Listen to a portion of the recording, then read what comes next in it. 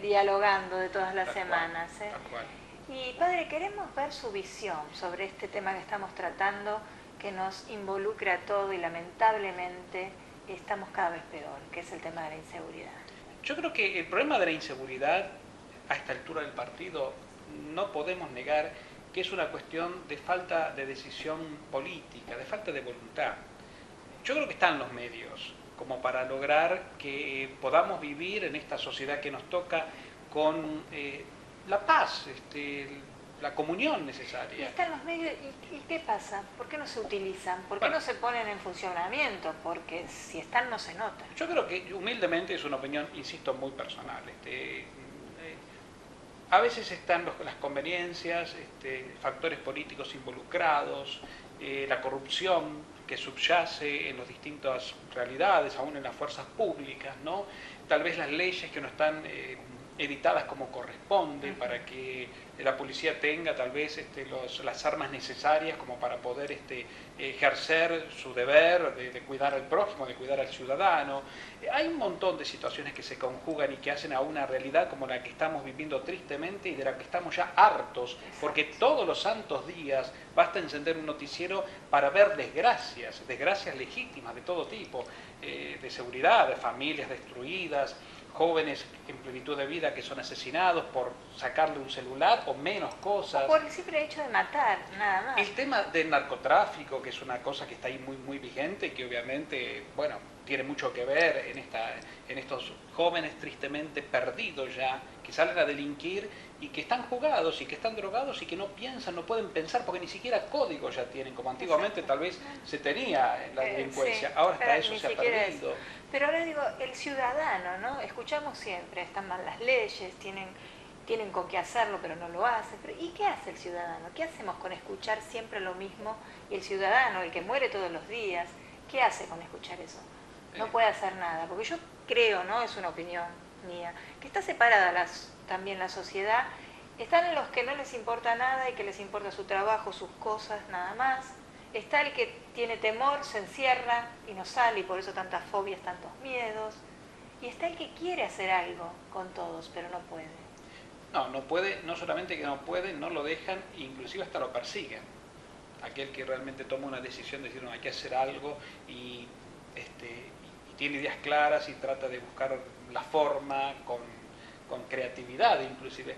Obviamente que no se lo permite, ¿no? Por esto que decimos, hay intereses creados en una corrupción que subyace, que está a la vista y que es innegable, desde muy arriba y que obviamente toca a distintos sectores que tendrían que definirse de otra manera, ¿no? Pero siempre se perjudica el que menos tiene. Y claro. Porque, por ejemplo, en los paros, en los cortes, siempre se perjudica el que va a trabajar, o porque si hay cortes, no digo que no, porque la gente está cansada y tiene que reclamar. En cierta forma está bien, pero ¿quién se perjudica? El que va a trabajar, el que no puede tomar un colectivo, el que le cortan la calle y no llega al trabajo, llega tarde, no le paga. Y siempre se perjudica el que más trabaja.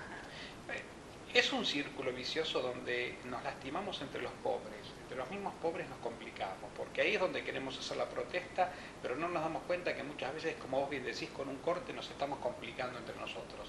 Cortar un puente es no dejar ir a trabajar a un montón de gente, no dejar ir a hacerse sus atenciones médicas. ¿Pero quién se perjudica? ¿No le Por van eso digo, a quitar el tiempo ese a quien no. deberían? Se lo sacan al que va a trabajar todos los días. Las protestas tendrían que ser en el lugar preciso y concreto, donde están aquellos que realmente tienen que tomar las decisiones, tienen que reaccionar y darse cuenta en ese lugar que el pueblo ya no come más vidrio, que la sociedad está cansada, que la sangre es demasiada la que se ha derramado. Estoy de acuerdo en reclamar, estoy de acuerdo en las manifestaciones que se hacen para pedir justicia, en los muertos que hay, este chico hace muy poquito tiempo, familias destruidas. Entonces, nosotros que tenemos fe, y usted como sacerdote, ¿qué debemos hacer? ¿Cómo tenemos que comportarnos? Mira, querida Adriana, ahí me voy a valer de un dicho muy popular, a Dios rogando y con el mazo dando. O sea, entiéndanse bien lo que quiero decir, no estoy incitando en lo absoluto a la violencia ni a nada que se le parezca, porque la violencia no se combate con violencia, al contrario. Pero ciertamente, vuelvo un poco a lo que antes estábamos diciendo, hay que, digamos, tomar determinaciones, y la determinación la tiene que tomar quien corresponde. Y el pueblo también tiene derecho a defenderse. ¿Cómo? Y bueno, a través de una protesta adulta, a través de una protesta seria, a través de una protesta comprometida. Yo creo que cuanto más nos vamos comprometiendo por tener una sociedad mejor, desde una educación más profunda en estas cosas, en estos valores, volver a recuperar la palabra, volver a recuperar la verdad, volver a recuperar, si se quiere, los lazos fraternos, la unidad. Los vecinos tienen que estar más unidos. Antes era lindo ver, sí. claro, cómo se podía salir a la calle y compartir, tomando unos mates, sacar la silla a la vereda, cuando hacía calor, cuando estaba lindo el tiempo, y hablar de cosas triviales entre nosotros. Hoy eso se ha perdido, y cada uno se ha encerrado, justamente se ha replegado por estos problemas que estamos haciendo referencia. Se perdió la comunicación. Se perdió los buenos modos también. El decir gracias, el decir hola, ¿cómo estás? Uno vive siempre corriendo, apenas se saluda, no se interesa por el otro. Y eso, aunque sea mínimo, lleva a más grandes cosas, ¿no? Sí, la familia es fundamental en todo esto, ¿no? Si la familia está afianzada, afirmada, bien construida, los padres obviamente van a dar una educación a los hijos y digamos, por decir así, un ejemplo de vida, ¿no? Una contención. Cuando hay familias destruidas que de pronto obviamente no presentan un sustento, una base para que los chicos puedan criarse con lo que significa la contención de papá y mamá, el consejo, bueno, una sumatoria de realidades que hoy hacen que sí, que se fomente sin darnos cuenta inconscientemente todo esto que es lo que hoy se está viviendo, ¿no? Un panorama, digamos, turbio de la realidad. Y padre, yo quisiera que para finalizar le dé unas palabras quizás a los familiares que han perdido seres queridos y que día a día, ¿no es cierto?, sucede esto. No es fácil, no es fácil. Muchas veces nos ha tocado como sacerdotes acompañar a un montón de familias que son víctimas de la inseguridad y han perdido seres queridos. ¿Qué se le puede decir a una madre, ¿no?, cuando es un hijo al que le mataron? ¿Qué se le puede decir a un hijo cuando es un padre al que le mataron? O a un nieto cuando es a una abuela indefensa, jubilada, que se le metieron en la casa y no solo le robaron la miseria de su jubilación, sino que también la golpearon hasta quitarle la vida. Quitarle, ¿no?, la vida. ¿Y qué se le puede decir a las familias destruidas? Yo creo que tenemos que, cada uno desde nuestro lugar, dar una contención. Palabras de esperanza, pero fundamentalmente una contención desde la presencia, desde el afecto, desde el acompañamiento, en todo lo que implica el terrible duelo que tienen que vivir estas familias, ¿no? El apoyo, tanto espiritual fundamentalmente, pero también, si es necesario, un apoyo psicológico, terapéutico, y fundamentalmente darle la esperanza de que la seguridad y la justicia empiezan a tomar cartas en el asunto. Es lo que hoy, por lo cual se brega, por las grandes marchas que hoy vemos hace tanto tiempo, ¿no? Y por la justicia que se marchas pide, por la ¿no? justicia.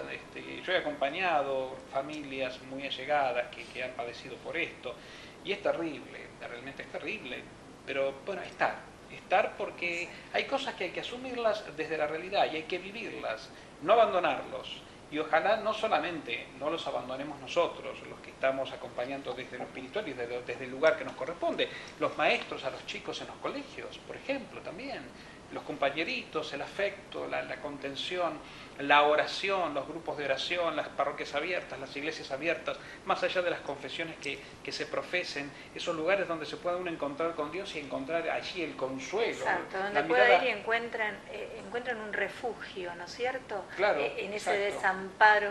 La mirada sobrenatural de la vida, ¿no? La esperanza del más allá, la esperanza de la eternidad, pero aún así, el dolor se tiene que vivir, el famoso duelo se tiene que elaborar y es innegable. Quien lo niega está negando algo fundamental que después va a repercutir en el futuro, una herida que nunca se va a cerrar, ¿no? Un perdón que nunca se va a elaborar, si se puede hablar de perdón.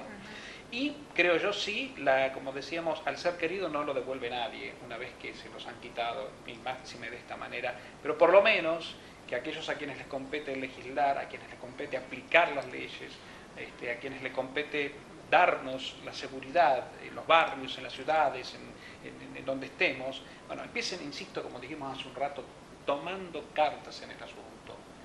Basta de discursos huecos, mentirosos, demagógicos, superfluos, donde se le ríen a la gente, se le están riendo a la gente en la cara, a esa gente. Yo creo que hay que ponerse en movimiento y es hora de hacer algo, basta de hablar.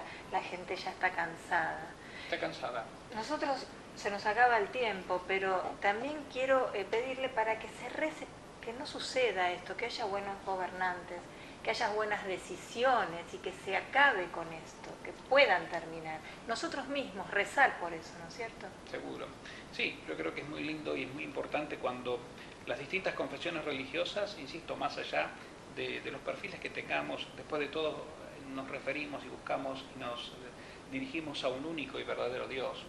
La religión no es más que un medio, la religión no es un fin, es un medio. Las iglesias son medios y las estructuras también son medios dentro del plano de lo que es lo eclesial. Lo importante es Dios, que es el fin.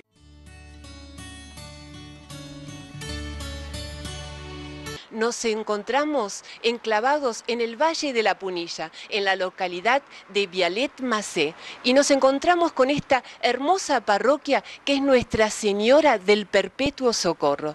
Y me acompaña el párroco, el padre Alejandro Lemos. ¿Qué tal, padre Alejandro? ¿Cómo está? Y muchas gracias por el tiempo que nos dedica. Sí, muy buenos días y muchas gracias por visitarnos también, y sean todos bienvenidos acá a Vialet-Macé. Padre Alejandro, ¿cuál es la actividad de esta parroquia? ¿Qué es lo que realizan? ¿Cómo es la gente que integra esta comunidad? Bueno, nuestra comunidad está integrada por varias capillas. Esta es la sede parroquial de Nuestra Señora del Perpetuo Socorro, patrona de toda la parroquia, que comprende desde el Paredón del Dique, aquí el lago San Roque, hacia luego la zona de camino a Carlos Paz en la Empalme de Tanti. Son aproximadamente 7 comunidades, aparte de la sede parroquial, y cada una con sus actividades propias, ¿no? Acá en la sede tenemos la actividad, importante y central es el tema de la catequesis, nuestra catequesis familiar. Si bien Vialet, que es la localidad, es una localidad pequeña, con muy pocos habitantes, a lo mejor ustedes en Buenos Aires se asombran un poco, ¿no? Pero el pueblo nuestro tiene alrededor de casi 5.000 personas, es pequeño. ¿Hay jóvenes que vienen a esta parroquia y hacen lío como pide el Papa Francisco? Sí, así es. Tenemos entre nosotros un buen grupo de jóvenes de catequesis de confirmación.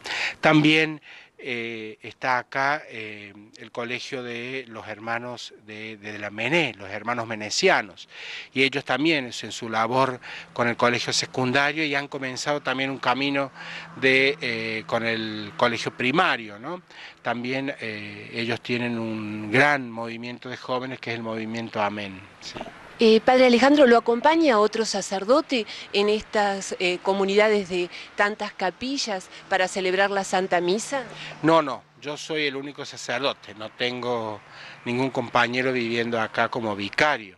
Si bien estamos integrados junto con los otros sacerdotes en el decanato, y acá en nuestra comunidad en Vialet también hay una casa que fue en su tiempo noviciado de los misioneros del Verbo Divino.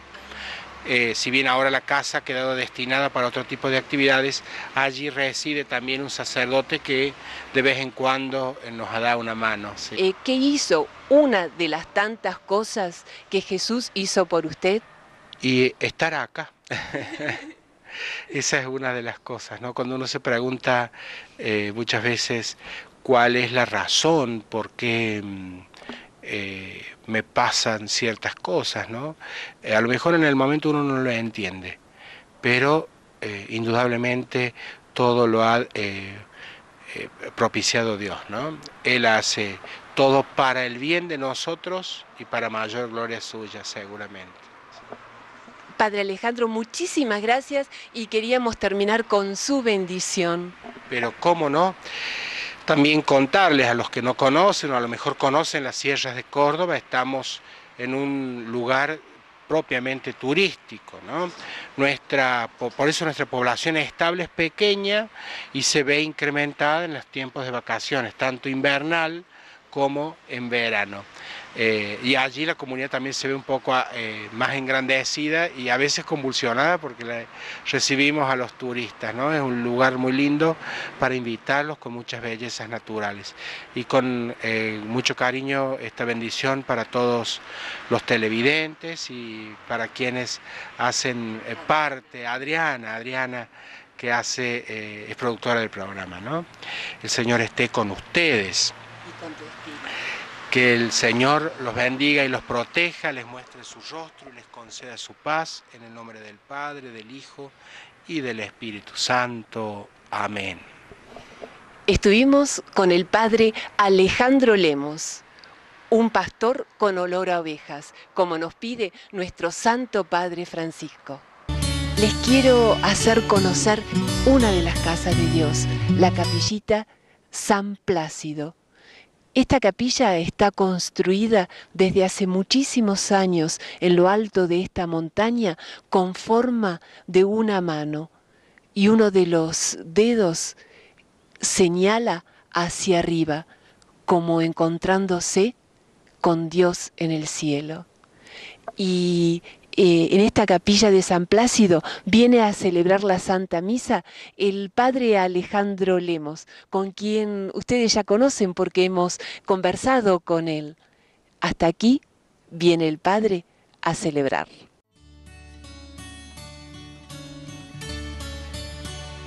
Continuamos aquí en este rinconcito espiritual, como lo llamamos. En esta oportunidad estamos con la señora Sara Brugnoli. Ella es una de las integrantes de Un Rosario por la Argentina. ¿Cómo estás, Sara? Gracias, bien, Adriana, bien. Un gusto tenerte aquí en el yo, programa. nosotros agradecidas como equipo de que nos hayas invitado, porque realmente lo que nos falta siempre es la difusión de esto, porque nosotros somos mujeres del llano, vamos a decir. Exacto. Entonces, y qué bueno que es lo que pero María hacen. se ocupa. Qué bueno que es lo que hacen. Contanos un poquito qué es esto de Un Rosario por la Argentina. ¿Por qué el Rosario? Mirá, ¿por qué el Rosario y por qué por la Argentina? El Rosario es una escuela de vida. Y si los argentinos no cambiamos, no convertimos nuestro corazón, va a ser inútil que todo pase, la política, en cualquier... en cualquier ámbito, en el ámbito empresarial, en cualquier ámbito, en el personal también. Si no cambiamos nuestro corazón, la Argentina va a seguir repitiendo los mismos errores. Que porque si sacamos a Dios de nuestro camino, nada va a ir a buen puerto. Exactamente. Y entonces nosotros, hace ya en el año 2000, empezamos a ver ya mucha gente en la calle y dijimos, María tiene que salir a caminar con sus hijos, no se puede quedar como una reina en los altares, porque ella es madre y maestra. Y bueno, y ahí empezamos con un proyecto que se llamaba María en la Ciudad, una combi, bueno, que recorría las calles de Buenos Aires, fue divino, que lo vamos a volver a repetir. Y después, bueno, surgió lo del Rosario, y aparte esas palabras de Juan Pablo II, que decía, salgan a los balcones, griten la buena nueva, salgan a los tejados, todo eso nos encendió y dijimos, bueno, como madres argentinas y como mujeres, porque las mujeres dicen que así como es, las mujeres, así como son las mujeres de un país, así va a ser el país. Entonces eso nos llamó a un gran compromiso que también tiene su tarea, sus horas de tiempo, pero con mucha alegría porque sabemos que estamos, y sobre todo el Rosario. Y bueno, y vos me decías, ¿por qué el Rosario? Porque el Rosario es una escuela de vida. Entonces muchas veces parece repetitivo en sus 10 Ave Marías y en su Padre Nuestro, pero en realidad si aprendemos a rezarlo, porque todo hay que aprenderlo. Si lo aprendemos y lo sentimos. Y lo sentimos y lo vamos a decir y lo hacemos y lo vivimos, es maravilloso cómo va cambiando nuestras vidas, porque tenemos un parámetro donde nosotros volver, que es el estilo de María. Claro. Entonces, en cada misterio... Pero eso lo tenemos que enseñar, Sara. Lo tenemos que enseñar. Precisamente en este rosario que vamos a hacer vamos a tratar dos cosas. La primera, enseñar un poco el rosario, porque cada misterio este año van a ser los gozosos.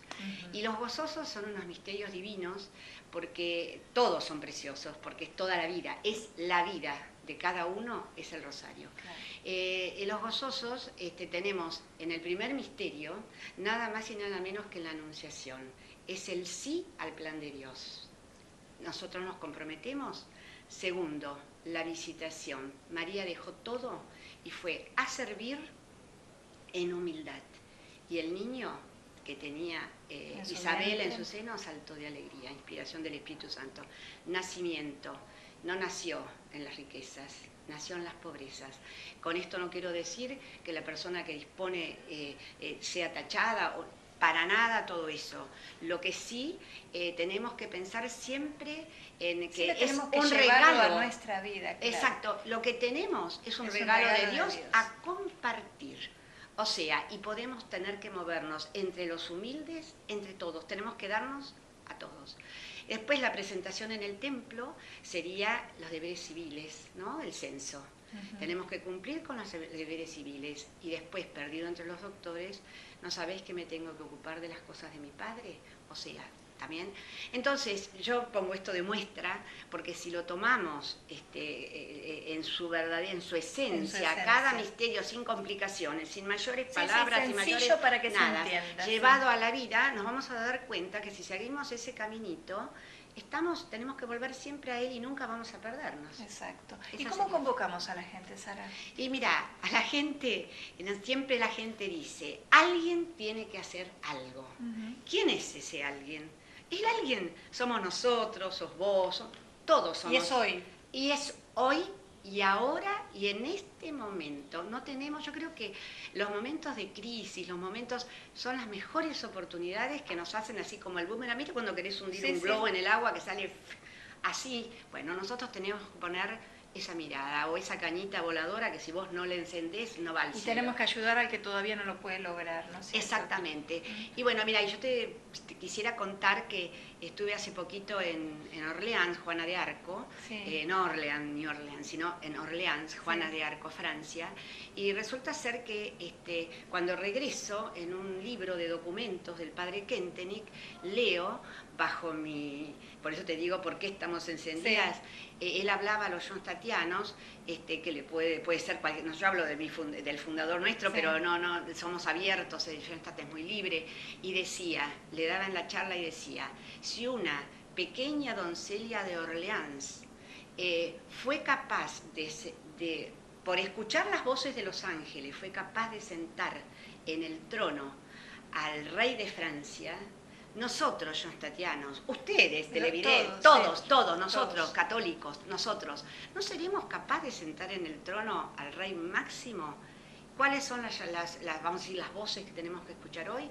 Y bueno, las voces que tenemos que escuchar hoy son todos los llamados de María desde todas partes del mundo, y tenemos que escuchar también, bueno, a los dos papas maravillosos que hemos tenido, en cuanto a todo esto de salir y encender, el Papa Benedicto XVI, ni que hablar, él nos da mucho contenido.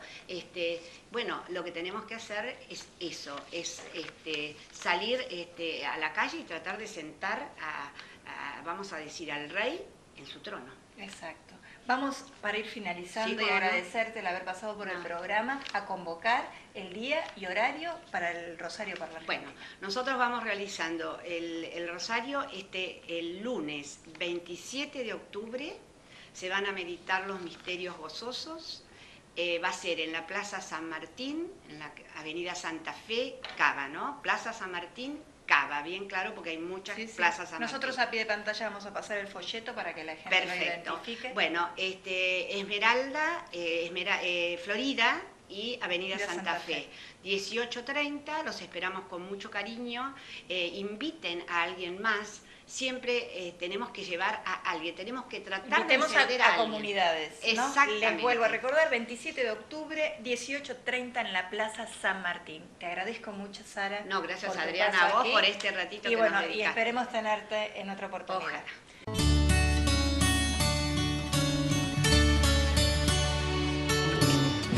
Bueno, una alegría de vuelta estar con ustedes y con toda la audiencia tan importante en todo el país y en América Latina que sigue este programa.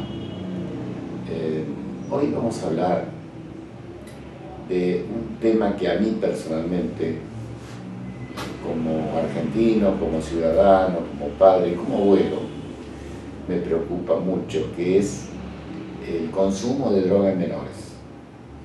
Este programa de tanta implicancia ética, creo que puede ayudar a entender lo que puede significar el consumo de drogas en menores.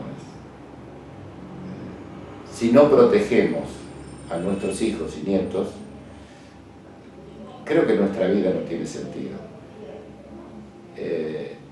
Cuando hablo de hijos y nietos, hablo de alumnos, hablo de ciudadanos. De alguna manera todos somos adultos y no podemos desertar de nuestro papel de adultos en la orientación a los más jóvenes. Y si de algo estoy seguro en mis años de profesional en adicciones, es que donde hay droga no hay crecimiento. Donde hay droga no hay crecimiento hacia la autonomía y hacia la libertad. La persona que se droga tiene una conducta compulsiva y esta conducta compulsiva le impide ser libre. Y como tiene alteraciones de conducta por el consumo de drogas, se va comprometiendo en situaciones cada vez más críticas y más difíciles. ¿Por qué decimos que la droga y la minoridad, o la droga y los pibes, y la droga y los chicos no van de la mano? Hay muchos motivos. Porque en principio hay más posibilidades que si hay consumo de drogas a esta edad de que lo problemático siga, el consumo problemático continúe y se genere una dependencia. Lo más probable es que un chico de 12, 13, 14 años que consume drogas, es muy difícil que pueda seguir estudiando, con lo cual se aborta uno de los elementos de la autonomía, que es la posibilidad de estudiar. Es muy difícil que una persona que consuma drogas pueda trabajar o aprender un oficio. Precisamente las drogas alteran la capacidad de aprendizaje. ¿Por qué? Porque las drogas actúan sobre los sectores que tienen que ver con el aprendizaje. O sea, con la atención, con la memoria, con el pensamiento, con la capacidad de planificar, con la capacidad de bucear en la memoria recuerdos antiguos. Se altera todo este circuito muy complejo de atención, memoria, pensamiento, recuerdos de largo plazo, etcétera, etcétera.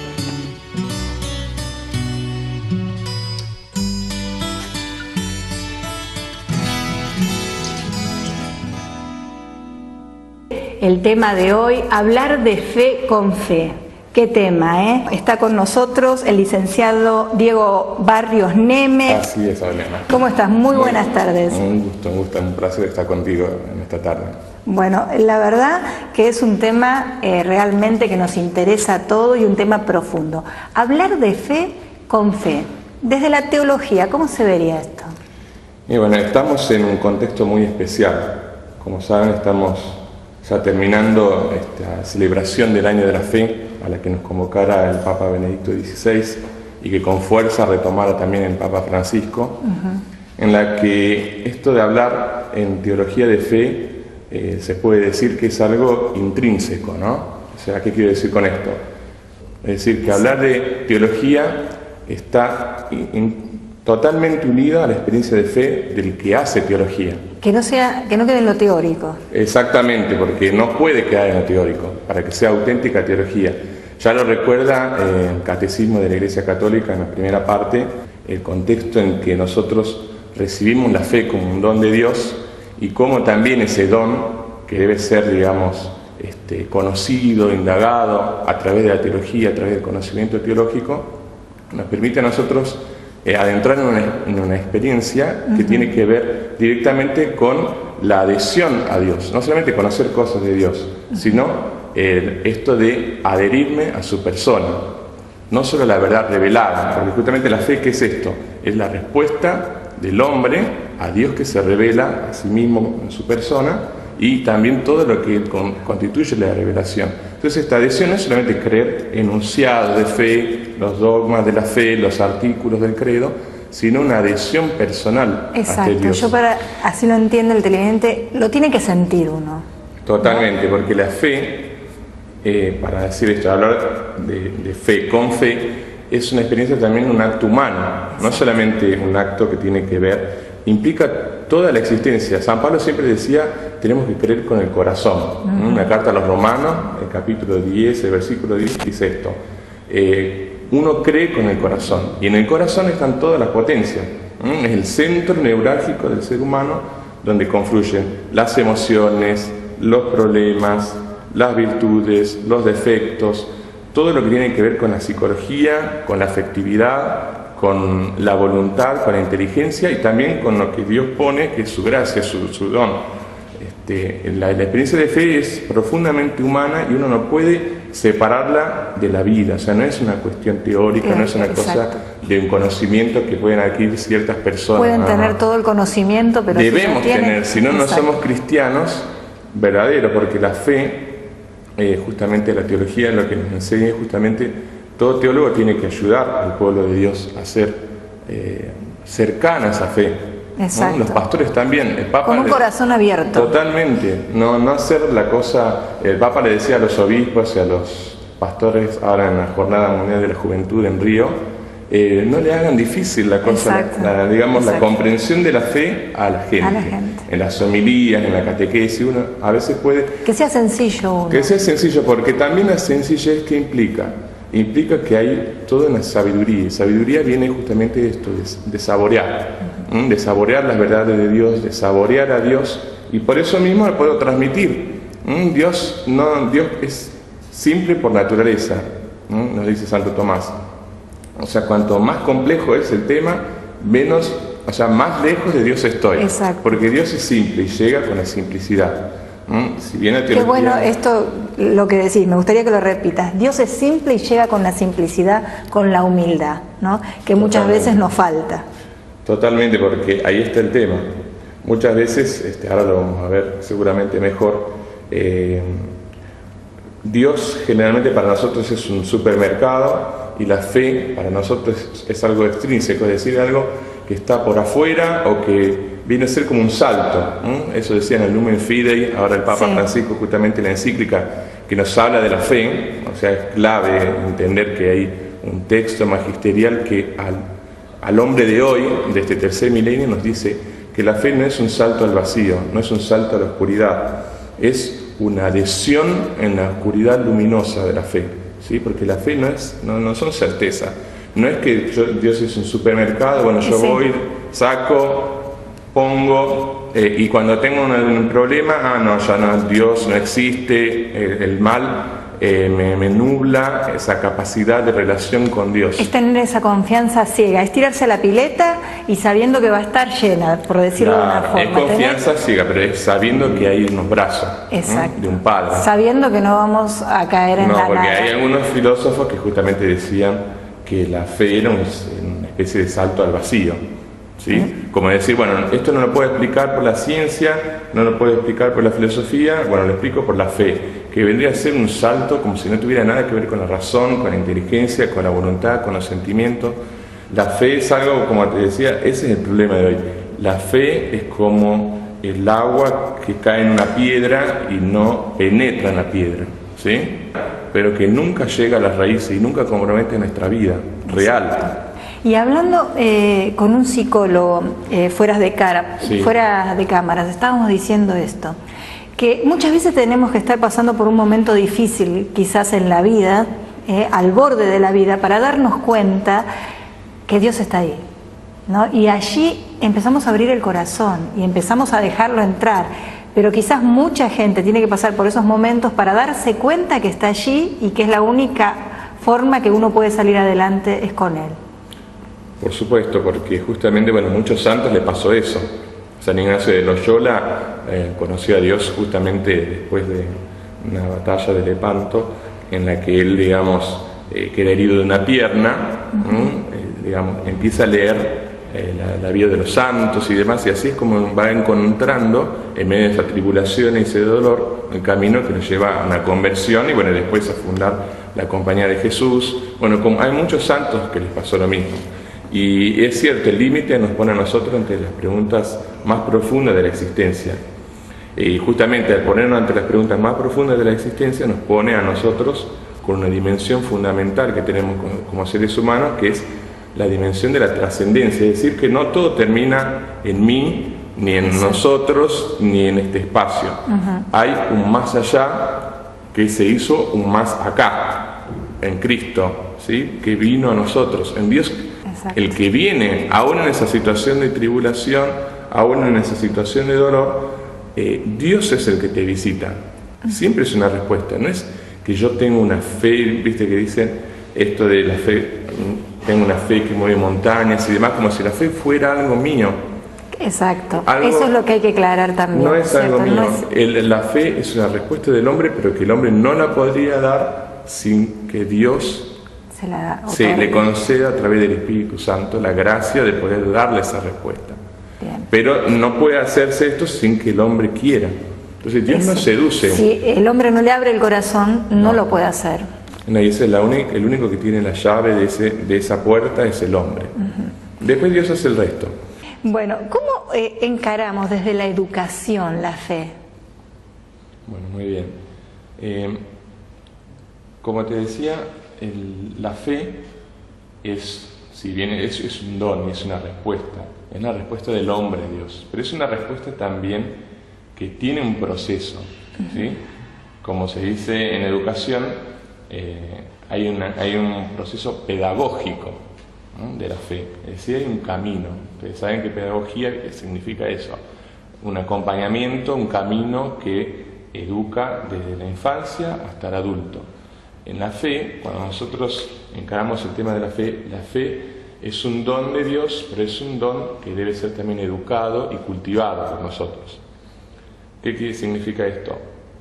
Yo no solo me tengo que conformar con ir a misa, que está muy bien, con escuchar la homilía, que está muy bien, sino que yo como creyente, ¿no? Sí, como teólogo ni hablar, pero como cualquier creyente, todo cristiano tiene el deber de formarse y el derecho de recibir de sus pastores todos los medios para poder formarse. Entonces en esto la fe y la educación encuentran un norte, digamos, de unión, porque una fe que no es educada es una fe que siempre va a estar tambaleando, siempre va a estar inconsistente. ¿Viste cuando dice el Evangelio que hay que cimentar la casa sobre la roca firme? Bueno, la roca firme es una fe, pero es una fe que exige el escuchar y el seguir, digamos, a través de distintos medios, la escucha del maestro interior, ¿no? Como decían los antiguos medievales. El maestro interior es el Espíritu Santo, ¿no? Que a través de sus dones, sobre todo el don de sabiduría, de entendimiento y de ciencia, nos educan en la fe, nos ayuda a que podamos, por ejemplo, tomar la Biblia, para dar un ejemplo concreto, tomar la Biblia y poder leer y poder ir comprendiendo lo que dice la Biblia. Y lo que no, uno tiene que ir y preguntar. Están los procesos de catequesis, donde a la vez que hay, digamos, un acompañamiento para la recepción de los sacramentos, la catequesis es un proceso permanente, dice la Iglesia. Es decir, nunca termina. Exacto. Nunca termina la educación en la fe. Si uno cree que ya sabe todo, bueno, cerremos, vos imagínate, yo estudié, vos estudiaste, pero cuando uno cree que ya la sabe toda, está fuera de lo que la Iglesia nos enseña, que es que este proceso de educación dura toda la vida. Toda la vida. Y no se llama a través de los medios. Nosotros tenemos el Catecismo de la Iglesia Católica, que es un gran don del Concilio Vaticano II, tenemos la Sagrada Escritura. Yo les recomiendo esta lectura, una lectura sistemática, participar de los círculos bíblicos que hay en las parroquias, participar de los grupos de oración, invitar también a los que dirigen esos grupos a que siempre puedan no solo motivar la parte emocional de la fe, que es muy importante, sino también la de conocimiento. Exacto. ¿Por qué? Porque también, si bien es cierto que hay muchas cosas que nos unen con todos los creyentes, con todos los cristianos, hay cosas particulares de nuestra fe católica que son muy especiales y muy específicas y que tienden a diluirse o a confundirse con otras cosas. Entonces una fe que no está educada, que no está formada, es una fe que puede ser deformada. Exacto. Y puede ser vulnerada sobre todo. O lo que es peor, puede ser estar sujeta al relativismo. Es decir, bueno, yo soy un poco católico, y sí, no creo en la Virgen, una mezcla. No creo en la institución de la Iglesia, pero creo en Santa Rita. Pero exacto, o mezclamos un poquito de todo, como dijo nuestro Papa. Mezclamos un poco de todo y creemos que es una ensalada y que eso es la fe. Que es un licuado. La fe es una respuesta coherente e integral de toda la existencia a un Dios que se me revela. La Iglesia es un camino. A mí me gustaría invitar a los televidentes, si quieren formularte alguna pregunta a través de nuestro mail, lo pueden hacer. Y bueno, justo vamos a responderlas. Bueno, muy bien. Esta es la forma de actuar, ¿no es cierto?, que tenemos. ¿Tenés alguna duda? Vamos a tratar de disiparla, ¿sí?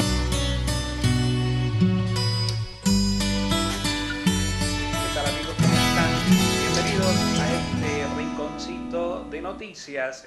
Tenemos ciertamente algunas noticias que tienen que ver con lo que está aconteciendo en la Iglesia en todo nuestro país.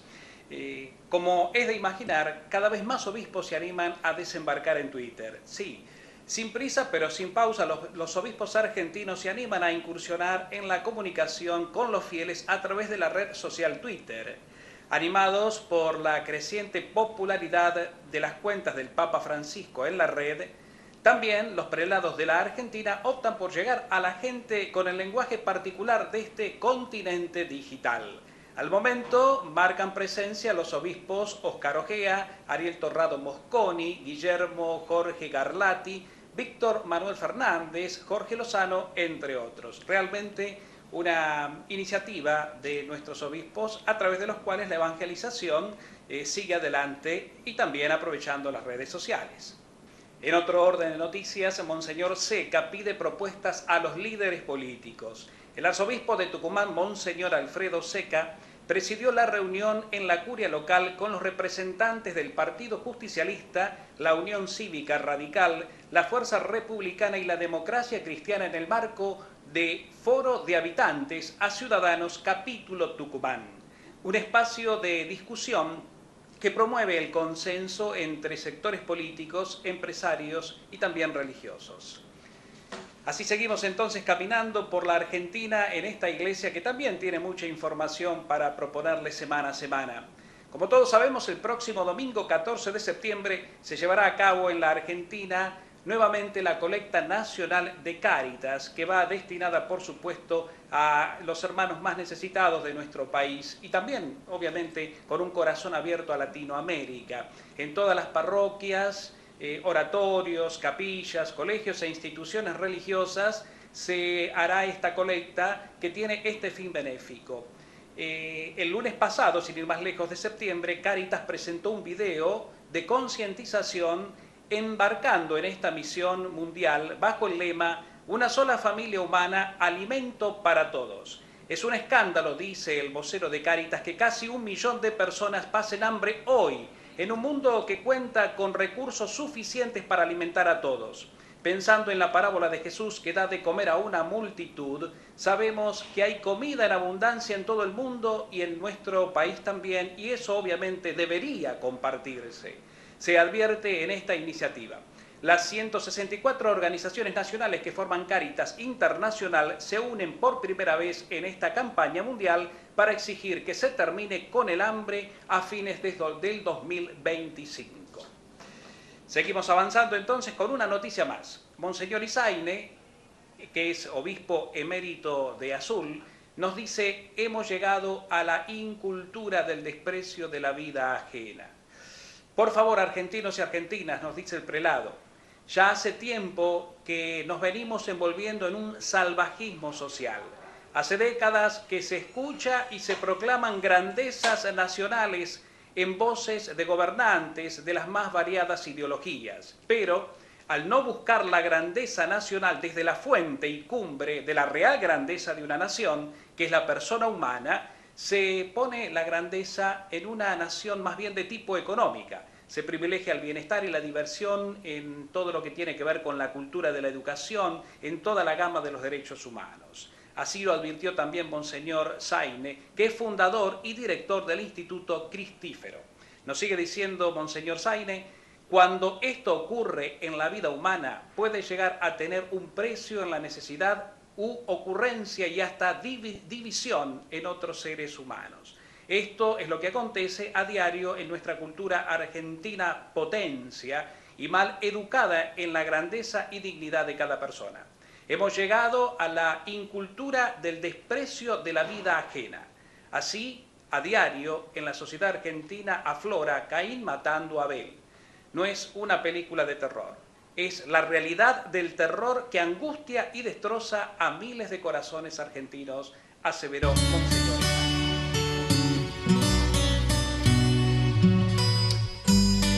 Estoy acompañado por Juan Manuel Cotelo, español.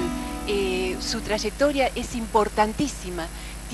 Comenzó como guionista, luego productor y ahora director de una película y que habla sobre la vida de la Virgen María. Muy buenas tardes. ¿Qué tal? Muy buenas tardes. Sobre la vida de la Virgen María hoy. No es un recordatorio. Digamos que si la Virgen María es alguien a quien recordar, a mí no me interesa. No soy historiador. Pero si es una mamá, mi mamá, con la que puedo hablar hoy, la cosa cambia. ¿Cómo surgió esta idea de hacer esta película sobre la Virgen María? Pues surge del descubrimiento de algo muy bonito que el mundo necesita oír. Entonces piensas, pues lo voy a contar para quien quiera oírlo. Pero primero hay un enamoramiento y luego una especie de deseo compulsivo de contarlo, como todo enamoramiento. Tú te enamoras de algo o de alguien y lo quieres contar. Y en este caso el descubrimiento bonito, fascinante, es Dios no es una idea, no es un recuerdo, no es un tema interesante, sino que es alguien vivo y cercano con quien cualquiera puede tener una relación íntima y verdadera, no imaginada. Bueno, pues hablemos de eso. Por lo que usted acaba de decir, seguramente tuvo una muy viva expresión de testimonio con la Virgen María. ¿Nos puede contar un poco de eso? Bueno, yo aspiro a ser como Bob Esponja, que absorbe y da. Yo detecto, conozco e intento absorber a las personas que he conocido que tienen una fe viva, más viva que la mía, y más atractiva que la que tengo yo, y entonces le intento absorber para luego contar. Mi trabajo es mediador entre las cosas, las historias que hay por ahí, yo las capto y las suelto, ¿no? Y realmente donde mi particular experiencia no es protagonista de la película. Aquí el protagonista fundamental es Dios vivo, Jesucristo, la Virgen María y cada espectador. Y entonces yo hago un poco de intermediario. Mira, te presento a esta otra persona para que os entendáis y yo me quito del medio. ¿Cómo se llama la película? ¿Cuándo se va a estrenar aquí en la Argentina? Y 3 cosas por las cuales nos recomendaría y les recomienda a los televidentes ir a verla. 3 cosas, a ver si soy capaz de decir 3. Se llama Tierra de María. 3 cosas por las que ir a verla. 1, porque es muy divertida. Lo es. Y ya es un valor cuando es una película que es divertida. Divertida, emocionante, bonita, ¿no? Toda una cuestión, si quieres, muy superficial, formal. Te lo vas a pasar muy bien. 2, porque va a ser una caricia para ti. Va a ser una caricia para el espectador. Cuando salgas de la película, me atrevo a decir que si no estás cerrado a que suceda, vas a sentirte invitado a algo bonito. La película no va a terminar cuando terminen los títulos de crédito, sino que el final lo pones tú, en tu vida. Puedes ver la película y convertirla en una vivencia de 2 horas. Me gustó la película, me gustó la fotografía, qué bonita, y cierras la puerta y se acabó la película para ti. O puede ser el comienzo de una invitación que vas a vivir en tu vida real, no en la ficción, no en la pantalla. Y entonces 3, la invitación es: vive esa historia real, vayas o no al cine. Lo importante no es ver la película, lo importante no es que te guste la película, lo importante es que busques la verdad que te da paz, la verdad que te da felicidad. Si ya has probado en recetas que no te funcionan, prueba esto, prueba lo de Jesucristo. No lo conviertas en un tema de opinión, de conversación, pues yo creo, pues yo no creo, sino que date la opción de que sea verdad y aplica en tu vida la receta de Jesucristo y déjate acompañar por ese Dios al que no ves y en el que tal vez no creas, pero le dices, oye, ¿sabes qué? Si me estás escuchando, ayúdame. Entonces, para mí esa es la gran invitación, no es la película, es algo más grande que la película. Qué hermosas palabras, así que los invitamos a todos a verla. Muchas gracias, señor Juan Manuel. Muchas gracias a ustedes, a todos los que nos ven. Chao.